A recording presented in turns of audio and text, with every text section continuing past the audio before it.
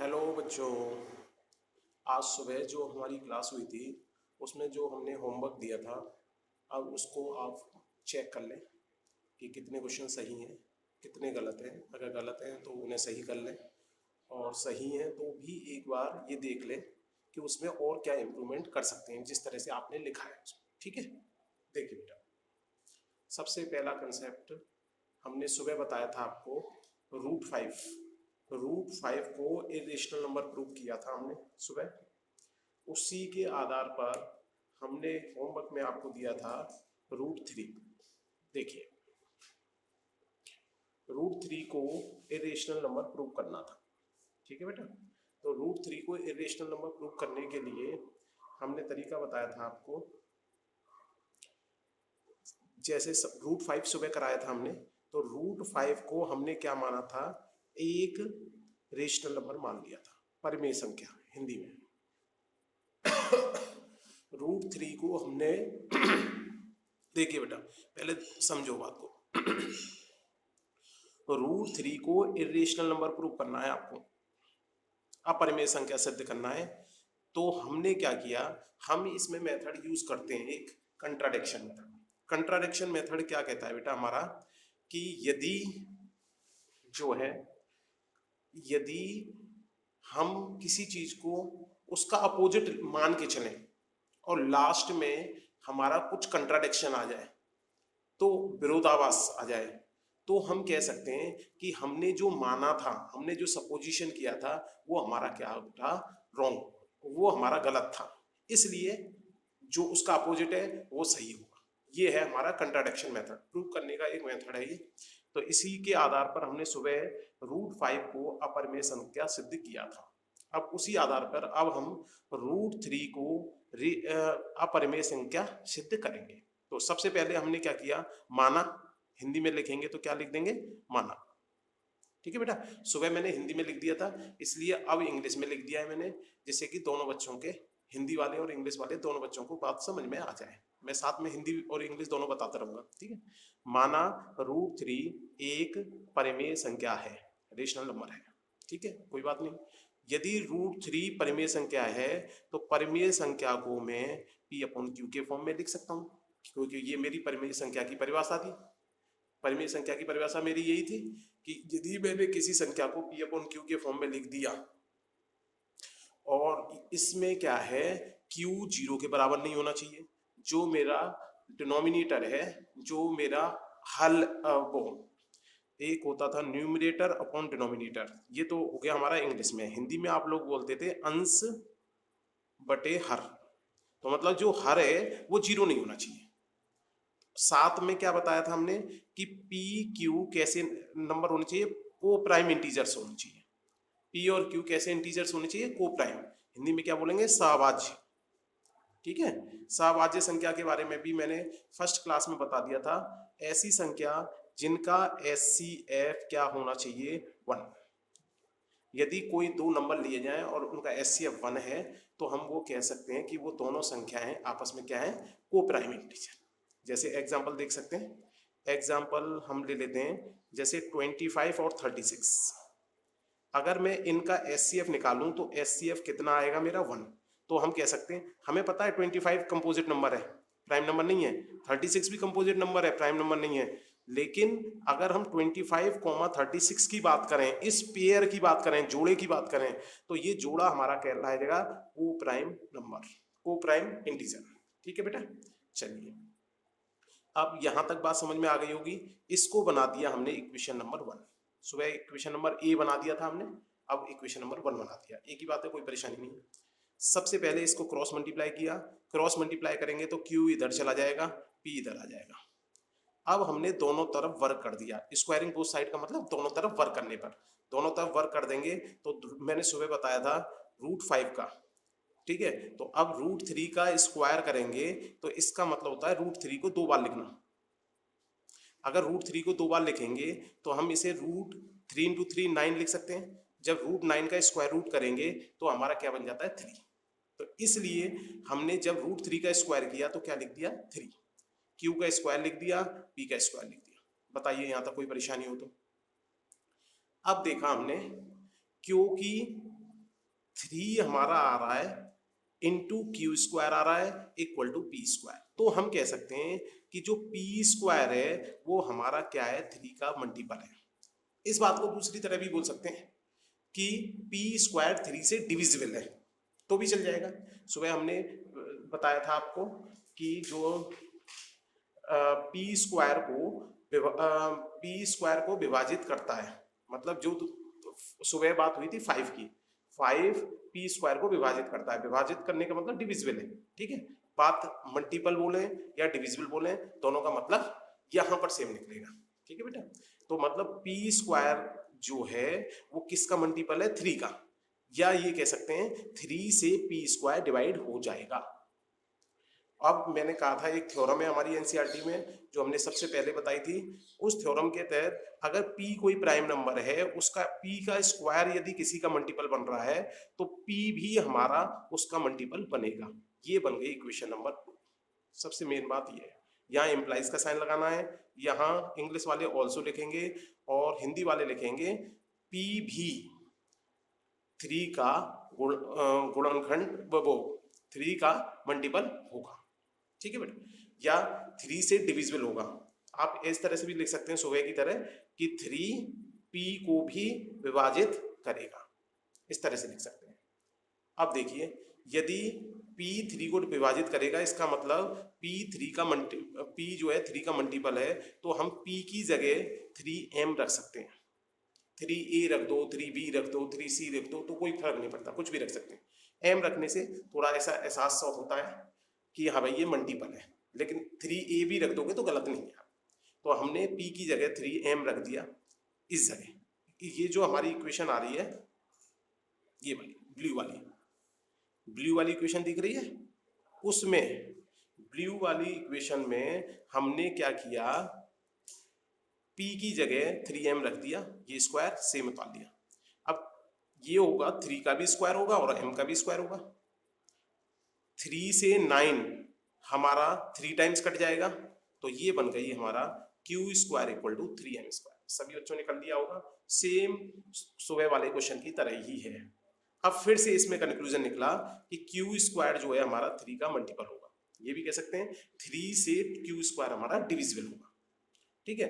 अगर Q square होगा तो इसका मतलब हम कह सकते हैं क्यू भी डिविजिबल होगा। इसको बना दिया इक्वेशन नंबर 3। अब इसके बाद हमें सुबह वाली बातें ही लिख देनी है कि इक्वेशन 2 और इक्वेशन 3 कहती है कि P जो है वो 3 का मल्टीपल है, Q 3 का मल्टीपल है। अगर P 3 का मल्टीपल है, Q 3 का मल्टीपल है, तो इसका मतलब इन दोनों का जो SCF है वो 3 आ रहा है। इक्वेशन 2 और इक्वेशन 3 कहती है SCF क्या आ रहा है हमारा 3, जबकि इक्वेशन 1 हमारी क्या कहती है कि SCF को प्राइम थे, SCF कितना आ रहा है 1।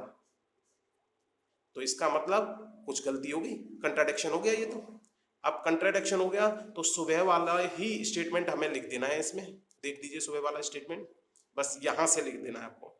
पी क्यू में कम से कम एक उभयनिष्ठ गुणनखंड, अब 5 की जगह क्या आ जाएगा, यहाँ पे 3 है, ठीक है बेटा। तो फिर पर इसमें समीकरण ए और बी, अब सुबह हमने बना था 1 और समीकरण डी को हमने मान लीजिए इक्वेशन 4 बना दिया। में विरोधाभास है, अतः हमने एक त्रुटिपूर्ण कल्पना की, इसकी जगह हम यूज कर सकते हैं गलत कल्पना की, ठीक है। तो अतः √3 एक परिमेय संख्या होगी। यहाँ पे √5 की जगह क्या आ जाएगा, √3। सेम ये मानिए सुबह वाला ही क्वेश्चन है, केवल हमें क्या करना था, जहां भी √5 आ रहा था सुबह उस जगह √3 लिखना है। अब मैंने सुबह भी कहा था आपको √2 का आ जाए तब भी ऐसे ही करना है, √7 का आ जाए तब भी ऐसे करना है। अंतर कहाँ पे आता है, केवल यहाँ पर जब हम स्क्वायर करते हैं तो यहाँ पर स्क्वायर करके ये 9 आया, 3 का था। जब 5 का था तो यहाँ पे स्क्वायर करके 25 आया था। जब हमारा 7 का हो जाएगा तो यहाँ 49 आ जाएगा, बाकी सब कुछ सेम। इसलिए इस क्वेश्चन को की प्रैक्टिस 3-4 बार कर लें आप अच्छी तरह, क्योंकि इस तरह का क्वेश्चन एग्जाम में आने की संभावना बहुत ज्यादा है, ठीक है बेटा। अब आइए क्वेश्चन नंबर 2 पे देखिए हम। देखिए क्वेश्चन नंबर 2 क्या कहता है, 6 प्लस 5 3√3 को अपरिमेय संख्या सिद्ध करना है। ठीक है, तो वही सेम इसको करने के दो तरीके, सुबह भी बात हुई थी हमारी। इस क्वेश्चन को करने के लिए दो तरीके हैं। एक तरीका तो हमारा ये है, यदि हमें ये क्वेश्चन 2 मार्क्स में मिल रहा है, यदि 1 मार्क्स में मिल रहा है तो कैसे करना है, 1 मार्क्स और 2 मार्क्स। तो हमें क्या करना है कि भाई 6 एक परिमेय संख्या है, 5 परिमेय संख्या, लेकिन √3 कैसी, अपरिमेय संख्या। जब अपरिमेय संख्या का परिमेय संख्या के साथ मल्टीप्लाई होता है तो हमेशा अपरिमेय संख्या आती है। अपरिमेय संख्या में जब परिमेय संख्या जोड़ते हैं तो हमेशा अपरिमेय संख्या आती है। काम खत्म। यदि ये क्वेश्चन 2 नंबर में आ रहा है, 1 नंबर में आ रहा है, तब भी इसी तरह कर सकते हो। बस केवल वो स्टेटमेंट लिखने हैं जो सुबह मैंने आपको बताए थे कि उन स्टेटमेंट में क्या करना था। केवल रेशनल को इरेशनल के साथ जोड़ा जाए तो हमेशा इरेशनल नंबर आता है। यदि रेशनल नंबर को इरेशनल नंबर के साथ मल्टीप्लाई किया जाए तो हमेशा इरेशनल नंबर आता है। यदि रेशनल नंबर का इरेशनल नंबर के साथ माइनस किया जाए तो भी हमेशा इरेशनल नंबर आता है। वो स्टेटमेंट यहाँ पे काम किए हैं। दूसरा तरीका हमारा ये भी हो सकता है इसमें कि हम क्या करें, √3 को, यदि ये क्वेश्चन हमारा 3 और 4 मार्क्स में आता है तो हम क्या करें, सबसे पहले √3 को अपरिमेय संख्या सिद्ध कर देते हैं। √3 को अपरिमेय संख्या सिद्ध कर दी, फिर हम लिख देंगे कि अपरिमेय संख्या का परिमेय संख्या से मल्टीप्लाई किया तो अपरिमेय संख्या, अपरिमेय संख्या में परिमेय संख्या जोड़ी तो हमारी अपरिमेय संख्या। एक कंसेप्ट ये हो सकता है। तीसरा कंसेप्ट क्या बन गया अब इस क्वेश्चन का, कि हम ये मान के चलें कि भाई ये जो है कैसी संख्या है, परिमेय। हमें अपरिमेय सिद्ध करना है, हमने कैसी संख्या मान ली, परिमेय। अब यहाँ पर ये +6 आ रहा है LHS में, तो जब RHS में जाएगा तो ये -6 हो जाएगा। 5 का √3 के साथ मल्टीप्लाई हो रहा है, इधर जाएगा RHS में तो डिवाइड हो जाएगा 1/5। ठीक है, इसको ऐसे भी लिख सकते हैं ब्रैकेट में। तो जब डिवाइड करेंगे तो इसको, यदि कोई बच्चा कंफ्यूजन हो तो ऐसे भी लिख सकता है, डिवाइड ऐसे करके दिखा दे, तब भी ये दोनों सेम बात है। ठीक है बेटा, फिर उसके बाद कह देंगे कि भाई देखो RHS तो हमारी कैसी संख्या आ रही है, परिमेय। कैसे, P/Q हमारी परिमेय संख्या थी, परिमेय संख्या में से परिमेय संख्या घटाई तो परिमेय संख्या बनी, परिमेय संख्या को परिमेय संख्या से भाग देंगे तो भी हमेशा कैसी संख्या बनेगी, परिमेय संख्या। तो ये RHS पूरा का पूरा हमारा कैसा हो गया, परिमेय। और जबकि LHS हमारा कैसा आ रहा है, अपरिमेय। जब LHS और RHS आपस में बराबर नहीं आ रहे, एक को आप परिमेय बता रहे हो, एक को अपरिमेय बता रहे हो, तो इसका मतलब कुछ कंट्राडिक्शन हो गया। कंट्राडिक्शन क्या हुआ, विरोधाभास हुआ। विरोधाभास क्या हुआ कि भाई LHS और RHS बराबर नहीं आ रहे। क्यों हुआ, कि इसका मतलब हमने जो माना था वो गलत है। क्या माना था हमने, 6 + 5√3 को परिमेय संख्या, तो इसका मतलब जो माना था वो गलत हो गया। तो इसका मतलब 6 5√3 कैसी संख्या हो गई, अपरिमेय संख्या। सिंपल कंसेप्ट है। ठीक है, अब देखिए क्वेश्चन नंबर 3 का फर्स्ट पार्ट। क्वेश्चन नंबर 3 के फर्स्ट पार्ट में उसने 5/√2 को पूछा था, इरेशनल नंबर। सेम, यदि ये क्वेश्चन 1 मार्क्स में या 2 मार्क्स में आता है तो हम बहुत सिंपल तरीके से कर सकते हैं इसे। हम क्या कर सकते हैं, हम ये लिख सकते हैं कि जब किसी परिमेय संख्या को अपरिमेय संख्या के साथ भाग दे देते हैं, डिवाइड कर देते हैं, तो हमेशा अपरिमेय संख्या आती है। हम लिख देंगे 7 एक परिमेय संख्या है, √2 एक अपरिमेय संख्या है। जब हमने एक परिमेय संख्या को अपरिमेय संख्या के साथ डिवाइड किया, भाग दिया, तो हमेशा हमें कैसी संख्या प्राप्त होगी, अपरिमेय संख्या। ऐसे भी कह सकते हैं। दूसरा तरीका क्या हो सकता है इसका, कि 7/√2 को हम क्या मान लें कि भाई इसको हमने मान लिया ये रेशनल नंबर है। रेशनल नंबर का मतलब कैसी संख्या, परिमेय संख्या। ये मैंने पूरा इंग्लिश में लिख दिया है, परिमेय संख्या। ये पूरा इंग्लिश में इसलिए लिख दिया कि इंग्लिश वाले बच्चे भी समझ जाएं कि लिखना कैसे है। ठीक है बेटा, तो अब देखिए 7/√2 यदि परिमेय संख्या थी तो हम इसको क्या मान सकते हैं, P/Q के फॉर्म में लिख सकते हैं। P/Q के फॉर्म में लिखते हैं तो क्या होता है, Q 0 नहीं होना चाहिए। P और Q में क्या रिलेशन है, ये दोनों आपस में को प्राइम इंटीजर होने चाहिए। ठीक है, ये सब कुछ अभी पुराना वाला ही हो रहा है हमारा। अब मैंने क्या किया, केवल क्रॉस मल्टीप्लाई कर दिया 7Q और √2P, यहां तक कोई परेशानी। अब इसके बाद क्या किया मैंने, यहां मुझे पता है कि ये रूट वाला नंबर है, इसका मतलब ये इरेशनल होगा। P इंटीजर है तो P को नीचे भेज दिया, भाई इसके नीचे 1 लिख के P को नीचे भेज सकता हूं मैं। अब फिर से वही वाली बात आ गई कि भाई देखो यहाँ पे LHS तो आ रहा है 7Q/P। Q हमारा कैसा है, एक इंटीजर था, P इंटीजर था, जब इंटीजर को इंटीजर से डिवाइड किया तो क्या आया होगा, रेशनल नंबर, परिमेय संख्या आया होगा। ये कैसी संख्या, परिमेय संख्या। तो ये पूरी LHS क्या हो गई मेरी, परिमेय संख्या, जबकि RHS मुझे क्या दिख रही है, अपरिमेय संख्या।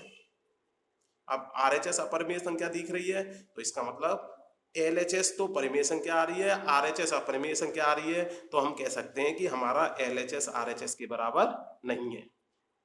अगर LHS RHS के बराबर नहीं है तो इसका मतलब क्या हो गया, कंट्राडिक्शन हो गया, विरोधाभास हो गया। विरोधाभास क्या हुआ कि हमने जो माना था वो क्या हुआ, गलत था। हमने क्या माना था कि भाई ये कैसी संख्या है, रेशनल, तो इसका मतलब वो गलत साबित हो गया। तो इसका मतलब 7/√2 कैसी संख्या हो जाएगी हमारी, इरेशनल। बात समझ में आ गई, ठीक है। इस क्वेश्चन को हम एक दूसरे तरीके से और भी कर सकते थे, देख लीजिए। यदि मैं इसको रेशलाइज कर देता √2 से, तो ये बन जाता 7√2/2। इसको अच्छी तरह लिखूं मैं तो ऐसे लिख सकता हूं 7/2 × √। अब देखो ये कैसी संख्या है मेरी, परिमेय संख्या, ये कैसी है, अपरिमेय संख्या। अब यहाँ पे फिर से लिख दूंगा मैं, जब मैं एक परिमेय संख्या को अपरिमेय संख्या के साथ मल्टीप्लाई करता हूँ, गुणा करता हूँ, तो हमेशा अपरिमेय संख्या प्राप्त होती है, खत्म। तो बहुत सारे तरीके हो सकते हैं इसे करने के, ठीक है। यदि ये क्वेश्चन 3 मार्क्स और 4 मार्क्स में आ जाए तो बेटा हमें सबसे पहले √2 को अपरिमेय संख्या सिद्ध करनी पड़ेगी पहले वाले मेथड से, जो हमने √5 को करने के लिए सिखाया है, ठीक है बेटा। फिर उसके बाद हम लिखेंगे कि भाई 7 रेशनल नंबर है, जब रेशनल नंबर को इरेशनल नंबर से डिवाइड करेंगे तो कैसी संख्या आ जाएगी, इरेशनल नंबर। समझ में आ गया होगा। इसका सेकंड पार्ट देखिए, 3 का सेकंड पार्ट था 5√5 को इरेशनल नंबर सिद्ध करना था, प्रूव करना था। कोई नहीं, हमने सबसे पहले वही, हमारे बहुत सारे तरीके बन गए। सबसे पहले ये कैसी है, अपरिमेय संख्या, अपरिमेय संख्या को परिमेय संख्या के साथ मल्टीप्लाई किया, हमेशा कैसी संख्या आएगी, अपरिमेय संख्या, खत्म। एक तरीका। दूसरा तरीका ये हो सकता है कि भाई मान लिया हमने कैसी संख्या है, ये परिमेय संख्या, परिमेय संख्या है तो P/Q के फॉर्म में लिख सकता हूँ। Q के बारे में, Q 0 के बराबर नहीं है, P और Q कैसी है, सहभाज्य। अगर P और Q सहभाज्य है, सहभाज्य को हम बोलते थे कोप्राइम, बेटा याद होगा, अब तो याद हो गए होंगे ये शब्द, ठीक है। तो 7 इसमें रेशनल नंबर दिख रहा है, तो इंटीजर्स दिख रहा है, तो 7 को हमने नीचे भेज दिया, भाई इसके नीचे कुछ नहीं है, 7 को नीचे भेज सकते हैं। अब फिर से वही वाली बात लिख देंगे हम, कौन सा वाला, कि भाई ये वाला डायलॉग, ये वाला, कि भाई RHS, तो इसमें देखते हैं RHS आ रही है ना, हाँ RHS कैसी आ रही है, परिमेय संख्या आ रही है, और जबकि LHS कैसा आ रहा है, परिमेय संख्या।